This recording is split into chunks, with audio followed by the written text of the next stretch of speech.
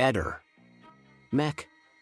Pallister. Nella puntata di Quarto Grado del 20 settembre 2024, trasmessa su Rete 4.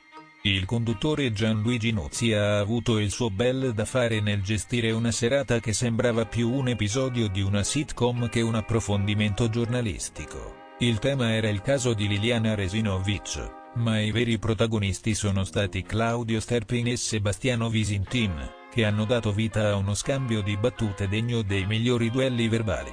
Visintin, con l'energia di un torero in arena, ha attaccato Sterpin con accuse così colorite che avrebbero fatto arrossire anche i personaggi dei cartoni animati. Vergognati!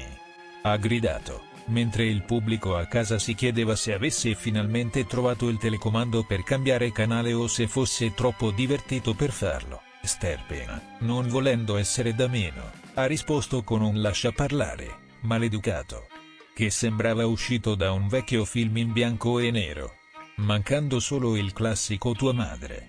Per completare l'opera, Nozzi, nel tentativo di mantenere un minimo di ordine, ha cercato di intervenire con il suo miglior tono da maestro elementare. Ehi, ehi, ehi.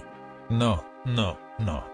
Peccato che l'effetto sia stato simile a quello di un bagnino che cerca di fermare un'onda con un fischietto. Il momento clou è stato quando Visintin ha chiesto a Sterpin cosa stesse facendo al cimitero durante la riesumazione, con un tono che avrebbe fatto impallidire persino Hercule Poirot.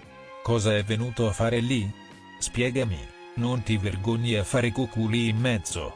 Sembrava di assistere a una puntata de Il Segreto, con tanto di colpo di scena finale. Nel frattempo, i social media si sono scatenati, trasformando la vicenda in un vero e proprio festival del meme. Qualcuno ha commentato, è come Uomini e Donne, ma senza Maria De Filippi a mettere ordine, mentre un altro ha scritto, Seba bestemmia come se stesse giocando a calcetto. Insomma, la puntata si è trasformata in una vera e propria commedia degli equivoci, con Nozzi che ha cercato di tenere le redini di una situazione che sembrava sfuggire di mano a ogni minuto. In definitiva, più che risolvere un mistero, la serata ha regalato momenti di ilarità che difficilmente gli spettatori dimenticheranno.